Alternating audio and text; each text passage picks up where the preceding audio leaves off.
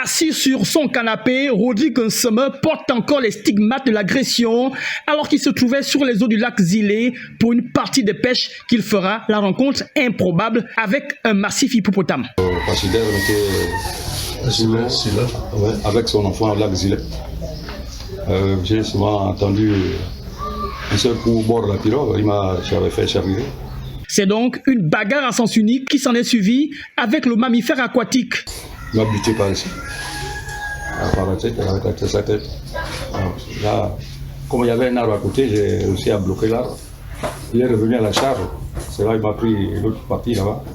Dans un instinct de survie et de résilience, malgré les blessures, l'homme d'une soixantaine d'années va réussir à s'aimer l'hippo et retrouver le rivage, puis appeler à l'aide. L'hippopotame est le troisième plus gros animal au monde après l'éléphant et le rhinocéros. Il peut peser jusqu'à 2,5 tonnes. Ces agressions sont extrêmement rares. Félix et Minko n'ont pas souvent vu durant leurs années de pêche et pointent également la croissance exponentielle de ce mammifère. Un jeune qui était au CM2 à l'époque, à Douma, ça date, ça remonte 20 ans, plus de 20 ans, qui avait été agressé par un hippo mortellement.